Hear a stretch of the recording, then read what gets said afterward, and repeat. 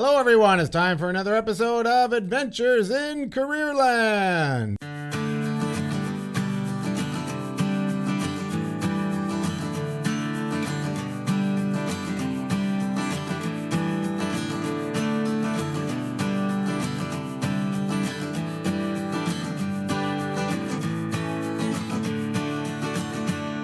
I am your host, Adriano Magnifico. I'm the career team lead at the Riel Arts and Technology Center, a very cool place where 13 programs exist for students who decide they want to meander off the beaten path of the traditional high school programs. You can come here and do applied business management, automotive technology, business and trades, early childhood educator, culinary arts, building trades, plumbing trades, new media, information systems.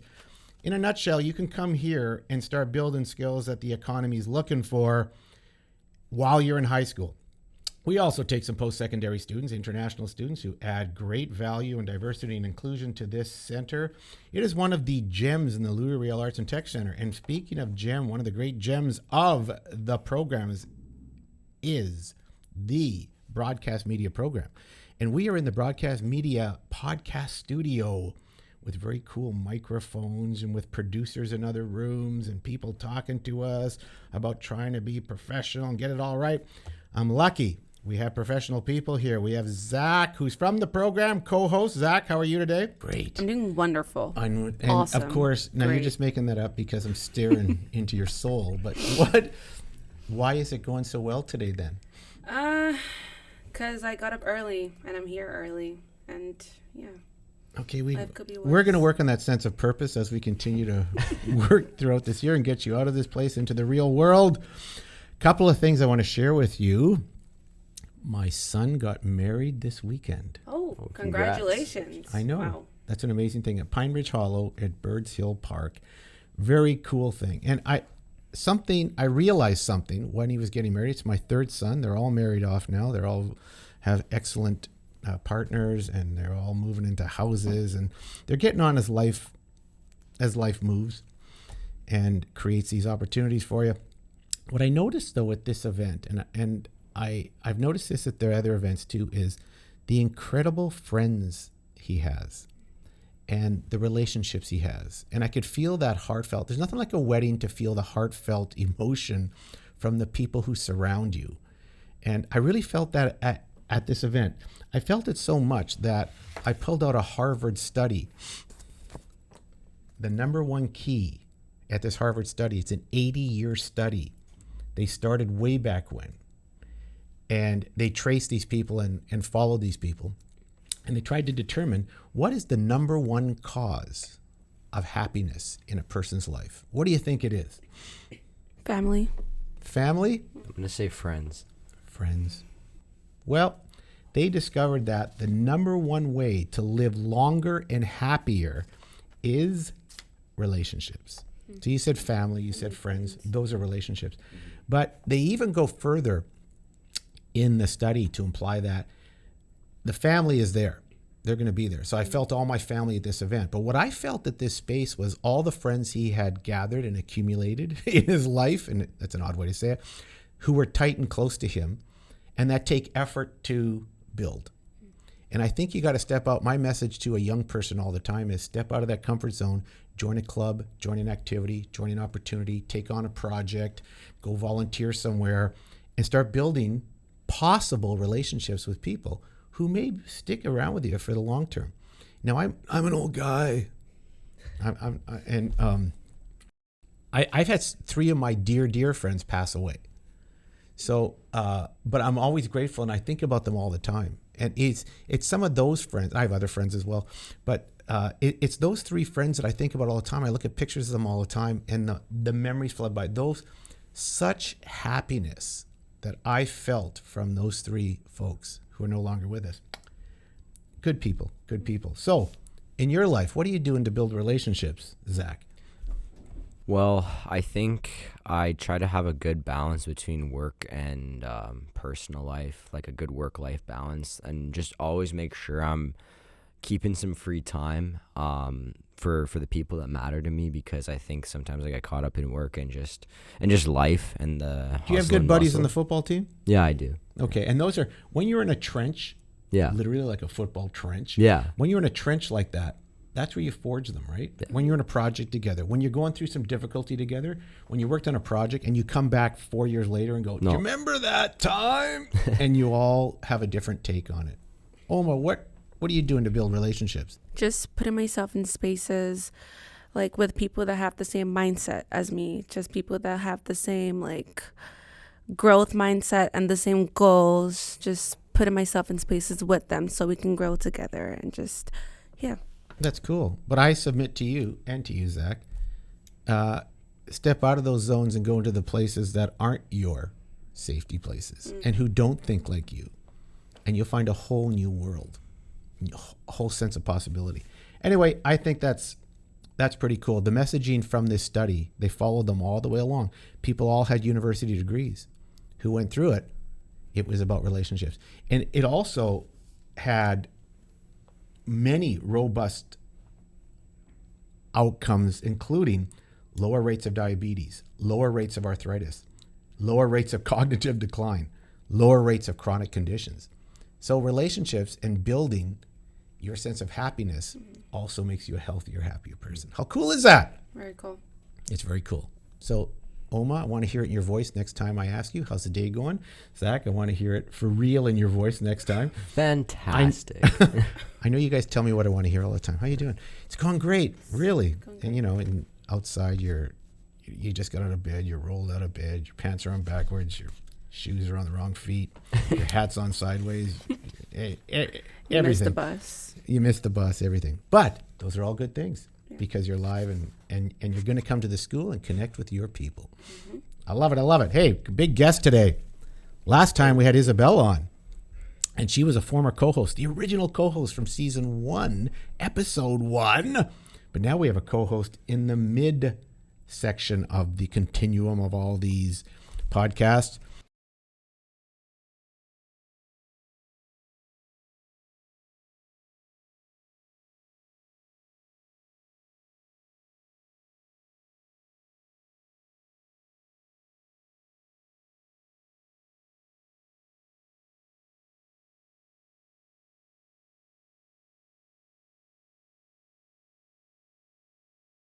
Not too bad. If I want to answer the question that how is it going? Tell us about the relationships. The relationships, well, obviously, I thought money brought happiness, but no. Just kidding. You always had that sense in you. I like that. Yeah, no. But, no, that's one of the big reasons why I'm back, too, because I have all my family here. And I also have a lot of friends that I haven't let go since, I guess I went to Ottawa 3 years ago. So I've made my own friends in Ottawa too, but I always like coming back to Manitoba. It does have a special place in my heart. I mean, all my grandparents are here. I guess it's also a thing of culture. I'm francophone, so it's always good to come back and. How do you say? Yeah, you told me English is your second language, right? It is. It is my second language. I guess when I was, my parents always told me that when I was 1-2 years old and when we used to live in St. Boniface, they used to speak English when they didn't want to know, I guess what they were saying. So I think I learned English at around 7, 6. It caught on pretty quickly, like. Yeah, if you wanted to be in on the secret, you had to learn English pretty quickly. Yeah, it's not too hard to learn English when you're in a sea of anglophones. So it was pretty easy to catch on. But yeah, my first language is French. And at a young age, that's the time to learn, right? Exactly. Like your brain is wired for that. Oh yeah. And they've shown there's all kinds of research that shows a student can learn 3 or 4 languages in those early times of his life. I've tried Spanish. How is that going? Oh, not well. Okay, but you're older now. Your brain is wired. I could retry I could download Duolingo and retry Spanish, but I had a bad experience in high school, so Are you it was during Are you going to let COVID. him leave that hang in there? Are you going to tell us the bad? It was No, I during, think but you gotta it, tell us a little bit. Yeah, well, because it was during COVID, so it was lots of online lessons, and I'm somebody who likes to learn in person. I'm somebody who I have a hard time looking at a screen and trying to learn from that. So I guess if you talk to some people, they say that I have some friends who say that COVID was the best time for them because they loved being, alone, and they had the time to study by themselves. But for me, I mean, it was pure torture. I really didn't like it. So anyways, it had a bit of effect on my Spanish studies, and it also we also usually in our school our teacher had usually we had like fundraising campaigns to go to Spain every 2 years, and it wasn't the year that we were going to Spain, well, because it was COVID, and that was canceled for about 4 years. But no, I didn't get the chance to speak Spanish. Although, so sometimes when I take the plane to come back to Winnipeg, I've met two people I've spoken Spanish that happened to be like sitting, and they were asking for help, and I said, they looked at me, and I said, no hablas español. I'm sorry. So, wow. Yeah, but I could say sí. You could say sí. That's about it. Unfortunately. Yeah. So that's good. And you know what? You would pick it up if you put the deliberate effort in to do it. You would because you're bilingual. I am. And the pronouns work the same way. Oh yeah, it is a bit of it's one of those Latin languages. It is right? a Latin Italian, language, so Spanish. It's easier to French, pick up. Those ones, the pronouns kind of work the same. Yeah, way. but I don't want to discourage people from learning the language. It's just I haven't put myself into it. You haven't worked hard enough at it. Yeah, and that's what it is. Life is about what do you want to work hard at. What deliberate stuff do you? I decided to work hard on journalism. You did, which is kind of cool. So you left this place. That's interesting. I remember you being one of these students who was always on the go. Running in, Mr. P talks about it. Quite literally, I was running in half the time into class because you were coming from Ile-des-Chênes, right? And you were running in, and you had responsibilities with the podcast. You had responsibilities in the class. This is a busy class, right? Yes, oh yeah. Would you say you two? This is nuts. Do you remember how busy it was in this class? Since I've been here. I've never been. Especially, it was quite the change from high school, that's for sure. Yeah. Okay, for sure. This place. Okay. Well, for sure. Okay, for sure. So this doesn't act like a high school then. The Arts and Technology Center? It has its own place in the education system, I'd say. I loved it. It was quite the change. But it stressed you out. It did, yeah. Because I put you all in charge of my social media, put all the stuff for this, and you were a designer too. Like you have. Yeah. You're a very special student in that. Thank you. In that you see, you have many skill sets that you bring to the table. You're a writer, right? Like I saw your writing was pretty good.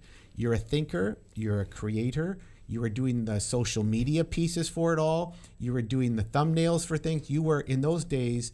We have a much more. Well, in those days, we had 1 or 2 people working on the podcast. Now we've got more of a robust team of 5 or 6. Now, you left here, right? Yeah. Did you feel strong? Now, did you feel stronger coming out of this program applying? It helped me a lot because after I went out of this program, I came back, finished the mandatory courses in high school. And then the year after, I went directly to Collège de la Cité. Collège de la Cité. Yes, which Explain is what that is, yes. Where it is, and why you chose that one. It's in Ottawa, and I took their journalism program. And what it is, it's an Ontario college, francophone, French college, out of all the Ontario colleges system. And the reason why I decided to go to Ottawa is because in Winnipeg there isn't a journalism-specific program in French, and for me that was something really important for me because I wanted to work in French, and I had the chance to work in French before, contributing. We'll get to that, but contributing to on a casual basis to Radio Canada, and then or as we say in this school, Radio Canada. Radio Canada. Oui. Yeah. and I also had the chance to be a journalist for a brief summer at the Manitoba's French newspaper located in Saint-Boniface La Liberté. So it was really something that was really important to me. And you were doing that, just to be clear, you were doing that before you even came to this program. I did, yes. So where did you get that seed in you to go to La Liberté and even Radio Canada before you even you were 16 years old, weren't you? I was, yeah. So I where did you, so, yeah. other kids are applying to Tim Hortons. Well, I did work at Tim Hortons. Wendy's. I know, but that's where their summer For job 3 comes weeks from. until Where do you Yeah. where do you find like even the thought to think, no, you guys can go work flipping burgers. I'm going to La Liberté. Where do you find that in you at that age? Well, I guess if you want to speak about the motivation, I've lived in a very. It's not that my parents are. They're no politicians. I mean, my dad owns his own business, putting floors, and I worked for my dad. But we've always talked about politics in my household. It's been family dinners, they can get quite heated, and we speak also about, I guess, politics in French in Manitoba, and it's something that I've spoken to with my friends, I guess, since I was 14. Out at my school, we had what's called La Coupe Éthique. La Coupe Éthique is kind of like this, I guess it's kind of like a debate club where we get to speak about, we get like a sheet of like a dozen ethical issues that can lead to, quite deep conversations, the classic questions on the right of abortion, or things like the right to religion in public institutions, anyways, all those sort of things. So I guess at a young age at high school, I had the chance really to get into that. And I also had, there was also people around me who were interested in the same thing. And that helped too, because I would say I wasn't the only nerd in my school who was interested in politics. There were a few of us. So I guess the community that was around me helped me to continue my my interest in the world of politics, and also naturally into the world of news. And then I've also helped organize, since I guess my first, I don't know do you know what parliamentary simulations are? No. So you've already seen, I guess, clips of the House of Commons of Pierre Poilievre or Mark Carney. You see, I'm sure you've seen that on social media or on the news, right? So that's happens at the House of Commons, which is where, very simply put, where our laws and debates and on the federal level are made. And some kids like to make pretend politics. So that's kind of what it is. That's a parliamentary simulation, is that we pretend. But actually, in all seriousness, we make our own laws. Did you do that at your school? That was independent. That wasn't with my school. That was with so there's an organization that's called the Parlement Jeunesse Franco-Manitobain, which is the it's literally the Franco, the youth, but the Franco-Manitoban Youth Parliament. So in Manitoba, there's at least two. That I know, there's at least two youth parliaments. The one in English, which is the Youth Parliament of Manitoba, and then the one in French, the Parlement Jeunesse Franco-Manitobain, which has existed since 1984, and a few years ago we celebrated our 2024 our 40th anniversary, and I helped to organize that. And we had I don't know if that was the year that Greg Selinger came, but we've had some pretty big political personalities come and be our governor general, or come and bring speeches to young French-speaking people who are interested in politics. I don't know, is that something that interests you guys, or am I losing you guys here?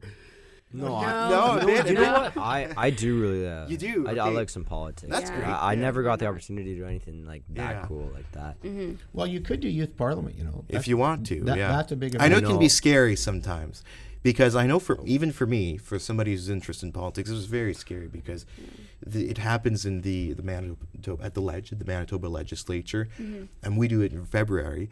And I remember the first time I went in there, it's an imposing place, especially being in the legislative chamber. I mean, you've seen the premier seat, you see the premier seat, you see where the president sits, and it's very overwhelming, especially as a francophone, where I guess where the French language doesn't radiate as much in the legislative Now, did chamber. that excite you when you were in there, or did it? That excited me, Or did yeah. it make you afraid? Both? Yeah. yeah, because we Like, did that spur you on to think, I want to tackle more of what's happening in this chamber?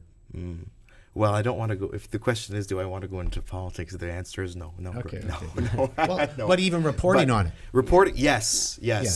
Because obviously, when we did our debates in the legislative chamber, at the Parlement Jeunesse Franco-Manitobain, sorry, I want to go closer to the microphone so you can hear me. But we have we do debates that are more, they're a bit more lighthearted and on things that maybe are less serious, but we take it in a serious tone. For example, one of our projects, one of our like law projects was like abolishing the monarchy. Yes. So that was quite Or absurd. abolishing TikTok.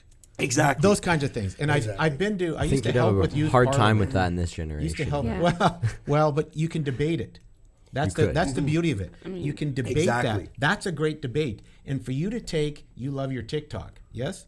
No. Yes. Do you Yes, love your I love TikTok? my TikTok. Okay, I'm sure okay. Oma Yeah, you would love be, your phone. Devin. For you to take the other side on that debate makes you very strong. And then sometimes It actually makes your perspective on your affirmation for Yeah. TikTok even stronger when you have to argue why you shouldn't and have what we'll do is for half the session, a bit less than half, but for part of the session, what we'll do is we'll put people in political parties. So you're a bit forced to. So we give you. There's about 3 to 4 political parties, and that's my favorite part, and that's for our participants. And what I've heard, it's kind of like their favorite part of the event, where they actually get put in political parties, and they're a bit forced to defend an idea. Maybe personally they don't agree with. But again, it's not like we'll dive into the political issues of Well, the of day, course. but it helps them with their critical thinking. Oh, It also 100%. helps them, 100%. And some people will like come dressed up like in the same way because, 100%. anyways, Like debating's a lost art, you guys. I can tell you when people work on debate, and if you've had that training, it makes you a better copywriter. It makes you a better thinker. Makes you a better descriptor. Makes you a better editor. Everything about debating is invaluable to you. I don't know why schools don't do it anymore, but guess what? They do it at Ravenscourt.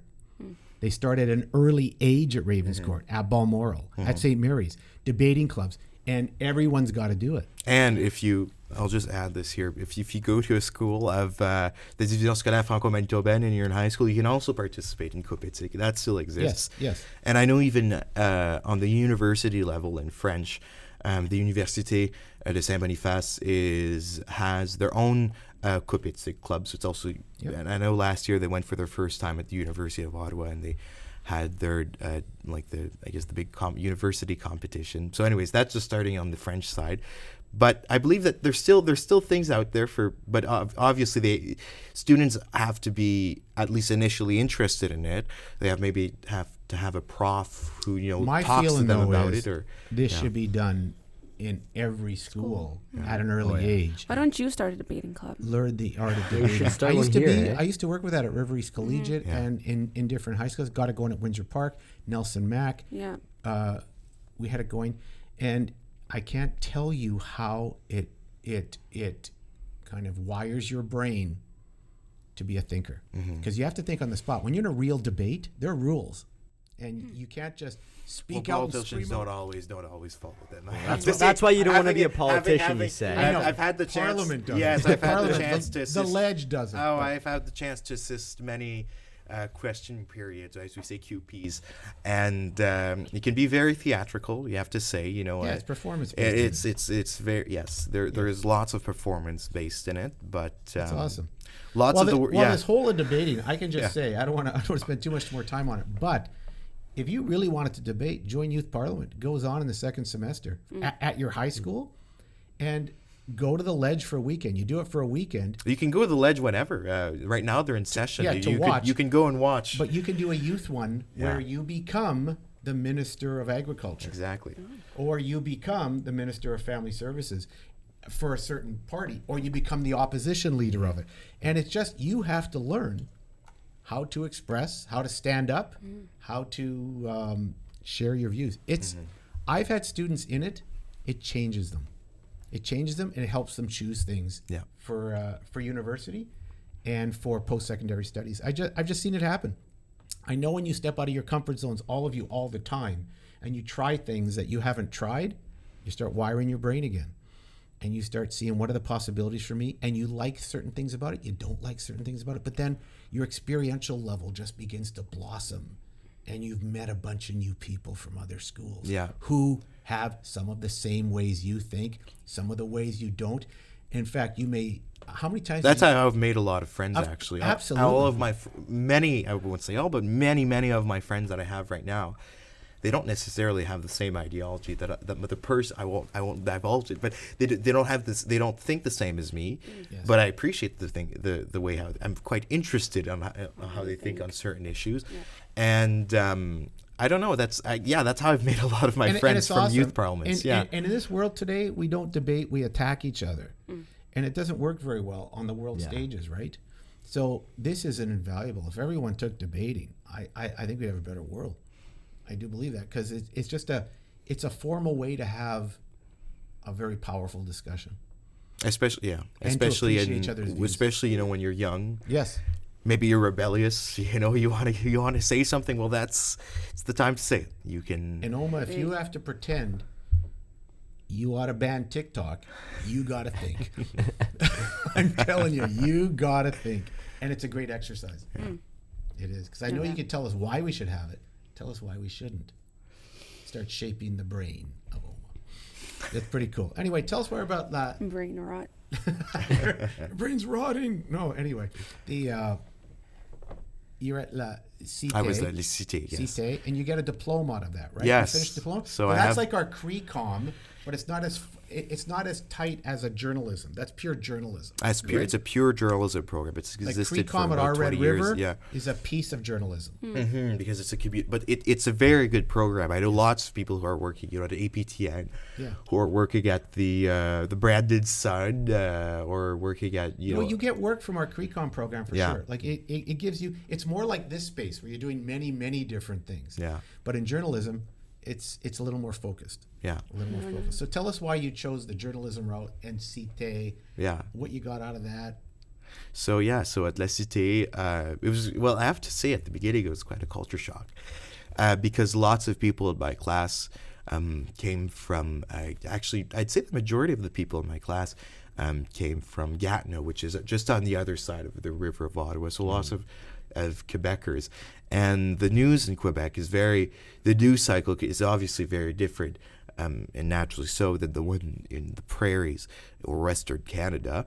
So, and I don't know, I have to say, especially on the side of provincial politics, journalists there they have very good journalists in Quebec, and they cover with grit what happens at l'Assemblée nationale, which is the provincial assembly for Quebec, and it's very very interesting, and I kind of fell in love with that. So there's that's different. I guess if I would have been to a program in Winnipeg, it would have been a bit different. I would have obviously concentrated maybe more on the press in English and that environment. And we have very good journalists here too, especially at the Winnipeg Free Press. Obviously, La Liberté, I'm biased for that. And also at Radio-Canada. But I guess at La Cité, I also had a prof who had been who has been teaching the course for 20 years. So he had, a lot of, I learned how to speak. I learned how to write in French, because when I was in Winnipeg, especially, even when I was ATC, I wrote in English, and I had the chance also to write in French at La Liberté, but I had the chance to kind of, especially to write for radio, which I'd never done. I had the chance to work on that and then write for TV. And that's also something I had the chance to practice on this summer when I was I'm still at Radio-Canada, covering the Ottawa So you're Gatineau working, region. you finished your journalism degree. Yeah. You know what? Diploma. I've got my college diploma in journalism. Which is the equivalent of a June. CRECOM diploma. Yeah. It has that kind of status, right? Exactly. It's a diploma. But then you wanted to get the university degree. So you I wanted to get the transferred some university. credits Exactly. The So Université yeah, d'Ottawa? so La Cité has it's a great program because they have this agreement with the University of Ottawa, where my college, my college, not points, Credits? yes, thank you. Credits? My college credits can be applied toward my bachelor's degree. When I continue at the University of Ottawa. So, if I would go for a bachelor's degree in journalism, which does exist in English here, especially it exists at the University of Winnipeg. Well, I would have to go there for 4 years, but doing 4 years, doing exams and writing papers, I'm not too interested in that. So, what I did is that's also a reason why I chose the SCT. Actually, is because of that agreement, because you get to do 2 years. Of actually handling a camera, making news reports. I had the chance to go to Brian Mulrooney's funeral in Montreal, for example. That was really a eye-opening. Do you know who Brian Mulrooney is? He was the prime minister before. My heart is cleft in twain once again. Who was he? I feel system bad is failing us once again. It was so. Wait a second. We have to go back. He was with the Prime Minister of Canada at one point. He's the one who brought in the GST. Do you like him now? Yeah, people have hard opinions about that one. Yeah. You mentioned that you admired your colleagues, your journalism colleagues working in the Quebec Assembly, Yeah. and reporting on it, and they use the word grit. Yeah. How important is the word grit? Do you two know what grit means? You Well, I gotta play have football. grit. Of course, I know what grit is. Okay, So. tell me what grit is then, and why you think. And I'm hearing from Andre. That's one of the pieces that will move you forward. Yeah. That's one of the ones that will turn you. So tell Well, us about grit the in grit. journalism Yeah, is- you have to have grit in journalism. Is preparing your questions before you get in, reading the news of the day, especially when you're covering. I've never had the chance to I haven't had the chance yet, at least, to cover uniquely provincial politics. But the people that do, they do the research before the day. They maybe they have a story they're working on. They want to get an answer out of it, so they maybe have to go chase down a politician and have and face them to ask their question. But it's also respecting. At Radio Canada, we have journalistic norms and practices. Yes. So that's very, very, very important. That's like that's the center of especially my work and everyone's work at Radio Canada, CBC. And it's also, at Radio Canada, we work for the public service. So that's also very important, Yes, and keep that in mind every time you come into work. Yes.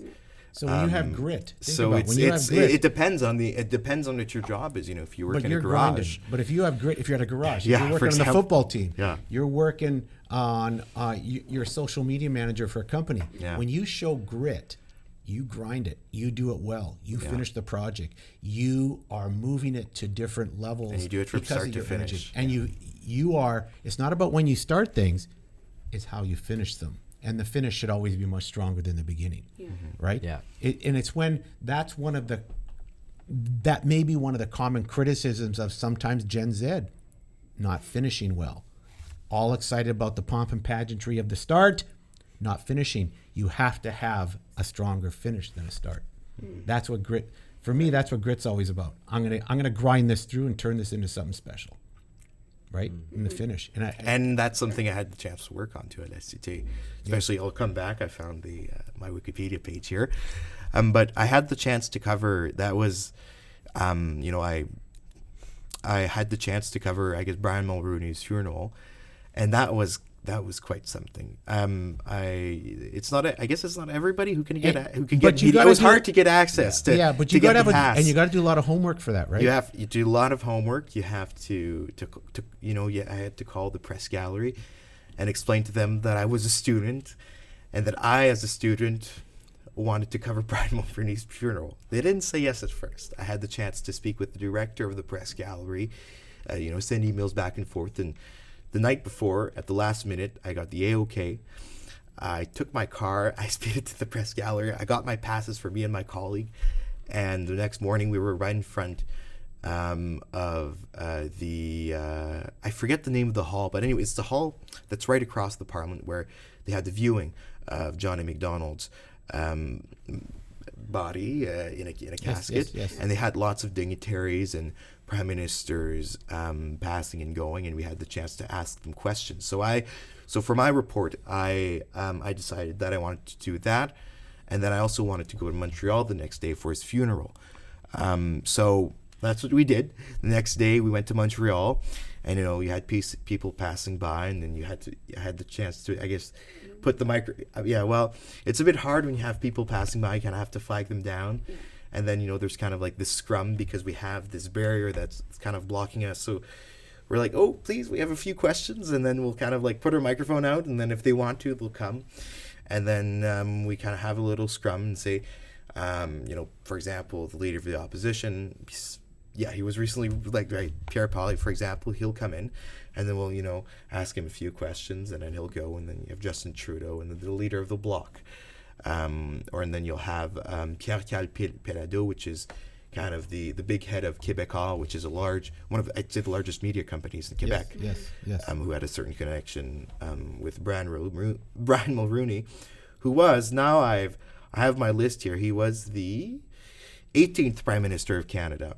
So you had, for the people who are politics junkies, so there was Justin Trudeau, Stephen Harper, before that Paul Martin, then you had Jean Chrétien, and then you had this short stint, I don't know if you remember, the first and only female Kim Prime Campbell. Minister, Kim Campbell. And before that, you had Brian Mulroney. Brian Mulroney. So anyways, that was... Mulroney got out just in time. Yeah. Because his government, he had a 2-term majority. And that's where he instigated, because when you have a majority, you can do anything you want in Parliament.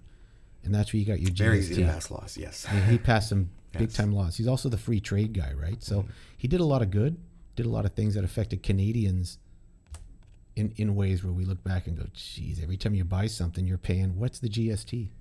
Is it 7%, 5%? Oh, the percent, don't ask me. I have to look at my... think if one you of look them's at your 7, one of receipt, them's 5. there's the Yeah, percentage there. I think ours is 5% or something, or the GST is 5%. Yeah. Anyway, interesting guys. So you're enjoying moving in these circles? Is that kind of cool? Or are Yeah. you all nervous? What are you thinking of moving in some of these big events?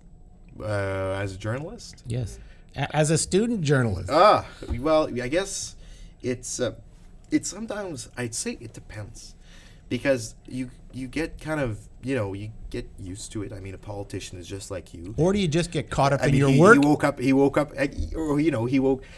woke up just like you. He drank a coffee just like you.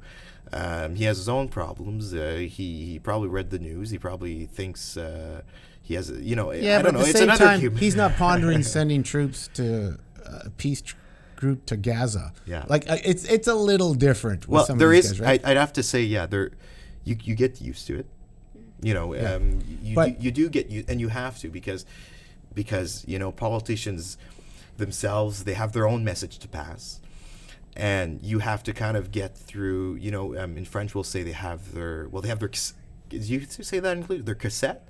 Because we say they have their own cassette, meaning when you ask them a question, You have your phone. they press right? Yeah. they press play in their brain, and then they'll they'll pronounce like a pre-recorded line, but it's a prepared line, and maybe that's the line they'll use for the day. So we have to get past that, and that's difficult, and it can be. That's for a certain skill, though. Like, you're developing a skill. It is. Did you see some Yeah. pros in action where you went, "Wow, nice work," kind of thing? Yeah. Many times, right? Yeah, I've seen it. Yeah, it's not all the time though, but Yeah. politicians they have the complete right to say stick to their message. I And- mean, we've seen And to say no comment. and to stay no comment, and they have the right to do that. And if that's that, we often have to respect that. But in the journalism industry, especially, speaking to politicians, you always have to be open, I guess, and try to get your question there, and then hopefully get an answer. That's kind of cool. Is that Yeah. the biggest event you did in your mind? That's pretty big. That's a pretty That was big event. pretty That would big. have been a huge event in Canada. It was a national event. National event. Huge, Yeah. though. How old were you when you did that? I was 18. Wow. Wow. Yeah, I was 18 when I did that. Fire. It's pretty cool. Yeah. Pretty cool. Now, I think that's the biggest event. that I've again, you're at the covered. Yeah. University of Ottawa. While you're about to enter, have you entered? Are you in the University of Ottawa I'm doing in- that? Yeah, it's my first session. Okay, session. So now you're at the University of Ottawa. You've been in a college. So Now you're in a university. What's the difference between college and university? Very simply put, college is hands-on. University is it's more how do you say it? It's more Like academic. yes, it's more academic based, more based on tests and Lots of things you're reading. yes, lots of reading, lots of mandatory readings before. Well, mandatory, not many students read, but I try to. Well, these two are avid readers. Zach, you're an avid really? reader, aren't you? Yeah. That's very Oma, aren't you an convincing. avid reader? Yeah, I read all the time. Like it hurts your thumb you read so hard, don't you? But I have to you move say, through I'm kind TikTok. of guilty. I'm kind of guilty myself. Sorry. I'm kind of guilty myself of not reading many books. I read a lot of news. I have my own, I do my review of like a revue de presse that we'll say in French, every morning. I'll listen to the local radio. I'll put on the TV, and then I'll go on Press Reader and go and read all the day's papers. So at least when I come into work, I kind of know, what's gonna be happening today. What's maybe the stories that we'll be angling on. What we'll want to cover locally, and especially, this summer was a bit harder because I was working radio in the morning. So you come in at 5:30 in the morning and you flip the papers and trying to see what you can find, or maybe you could come in with your own story. That's always fun. So are you still working at Radio Canada? Yes, I'm while still. So you're still part-time while you're working full-time student work? I guess, yeah. I guess, okay. Yeah. So it's very important to balance the student work and then the work at RadCan. Yeah. Yeah, I'm curious. So you work Go in the ahead. radio industry. Like, you got the opportunity to do a lot of radio stuff here. Like, how similar is Radio what we do and here? web, yeah. How similar is what we do here to like the real world industry stuff? Well, I know that there's I haven't had the chance to be the one who puts on air the radio, which I had this chance to do over here. Yeah. But I don't know if you still use it, but there's a program that we use over here to write news stories. I don't know if you've touched it yet. Yeah, I think it's Is it rundown? CP News. Oh, no. Is it the CP News Pro or? Well, it's yeah. Anyways, there was Is that an AI program? No, there isn't. No, it's not an AI program. No. Because that's what they're using now to write stories, aren't you? Oh no, I wouldn't say No, I no. never use no, AI. we've never. I don't even know what AI is. But that's not true. But no, there's a news program I remember that we used to write, and it's almost exactly the same thing. For producing radio, I mean, it's kind of the same. I mean, I learned that over here, and I know when I went and I started doing it on the programs over there, it was very similar. So I caught on quickly. Same Did you thing feel for like TV producing. Did you feel like you had a big advantage over some of your Oh, for sure. classmates because of what you did here my class at in Ottawa? Yes. I remember I came into La Cité, and it was one of the first weeks, and we had to learn how to use an ENG camera. I was like, oh, I know how to do this. This is great. Perfect. So that wasn't a challenge. I was helped, but I used that to my advantage, and I helped other people. I helped.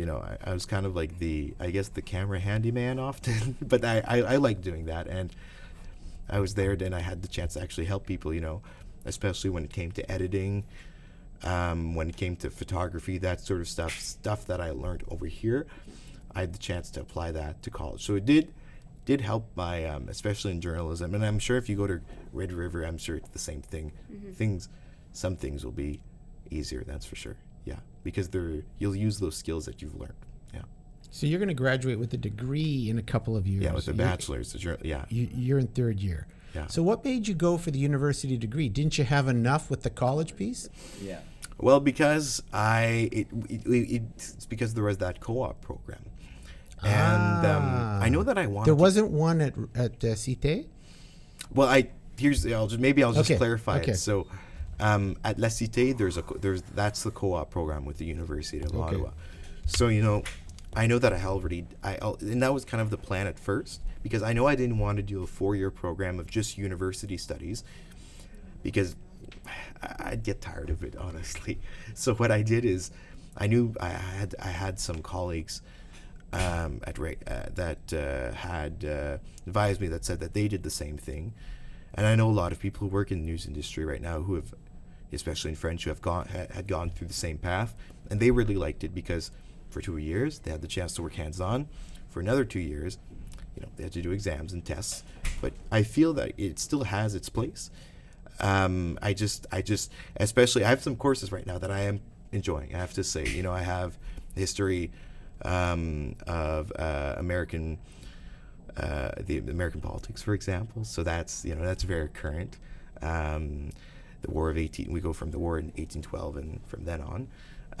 Or I also have a macroeconomics course, which is I have to say I haven't done math in a while, but it's really a course focused on there is 200 people in the class, but the prof is good, and I'm learning things that I can apply. For example, we speak often about tariffs, so that helps me understand that. Because I have to say, especially in the news industry, I'm kind of going off here, but especially in the news industry, you become an expert. You're an expert you're an expert of everything and nothing. So every day you become the expert of a new thing. So that's a great line. Yeah. And you're also speaking to the work you got to go into. You've got to know a lot of stuff, and if you're not interested in information, and playing with it, and deciphering it, and interpreting it, and getting just the facts and pulling the right facts out for interviews, boy, this may not be the right gig for you, right? Yeah, I know. It's constant. That's important. Yeah, fact checking.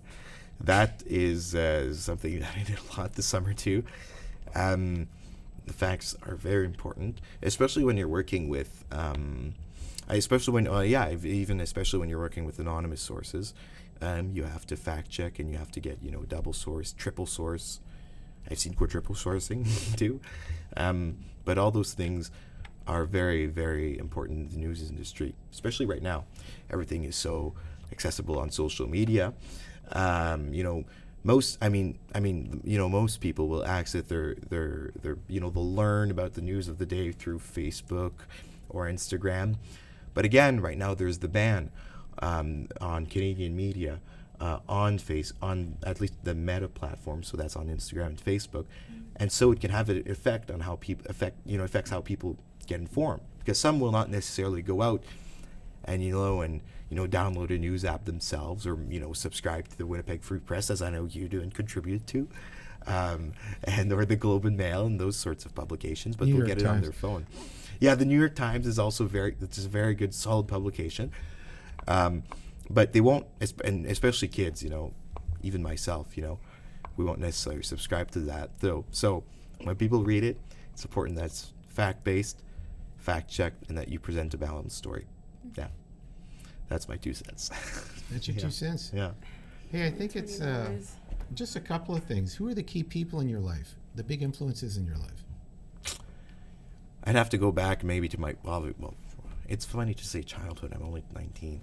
But I guess when I was younger, 5, it started with my grandfather, who used to live with my grandma.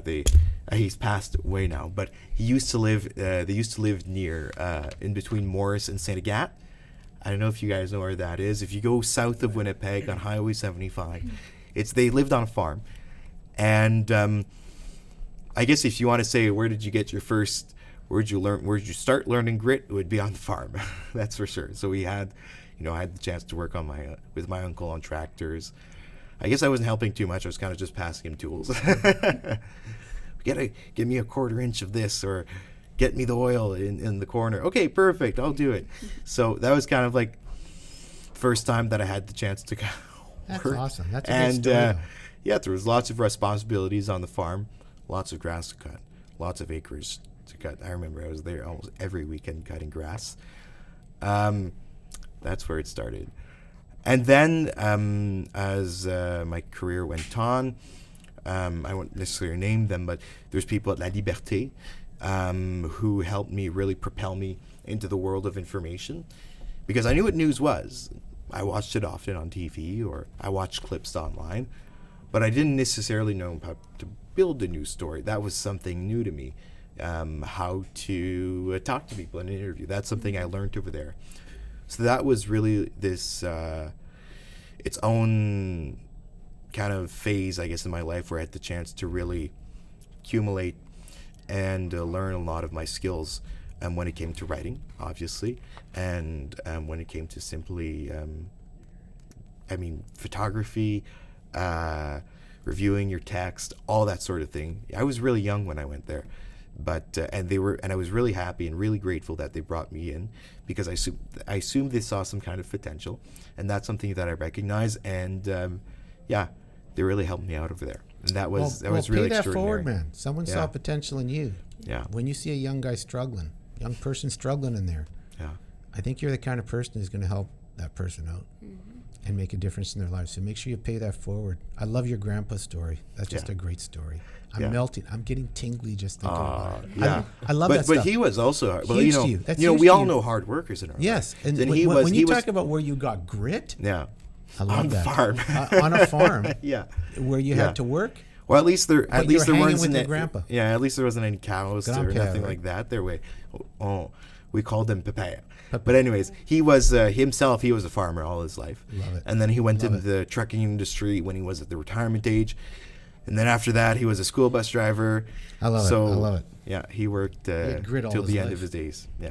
Right on. Yeah. Okay. Hey, we're going to do something. Are you ready? Oma. Oh, this is my favorite part. I remember when I was doing Okay, this is called, I don't know what it was called back then. It's called Quick Quick Cues, Cues. Quick Cues, but yeah, Oma same is name. going to explain it to you Okay. and deliver the program. Perfect.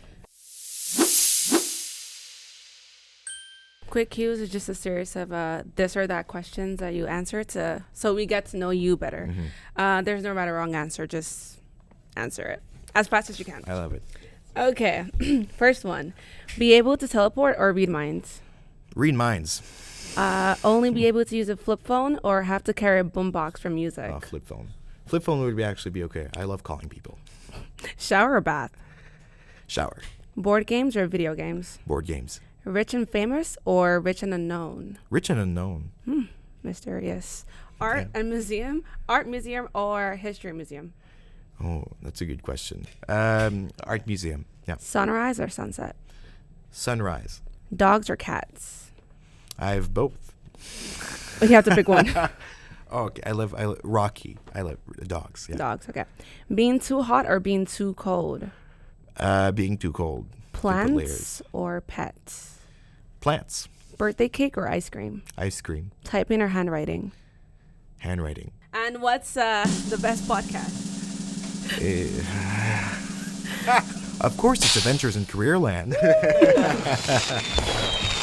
Now we can upload. And now we can upload your podcast to something we call the internet. There you go. How exciting. How exciting. Hey, that was pretty cool. One last question for you before we part ways.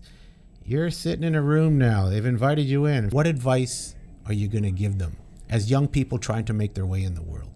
Always build confidence in yourself. That's really important, especially in the news, especially in my industry. So I guess number one, build confidence in yourself. There's always a learning opportunity. You never stop learning. And then the third thing is have grit. That's my little cassette too. Grit, at least for today.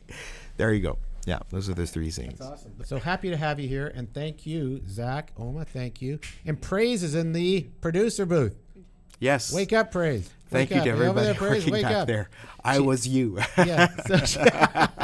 So she's been taking care of us, making sure everything's running properly. The frequencies are all on, whatever. I don't know what I'm talking about.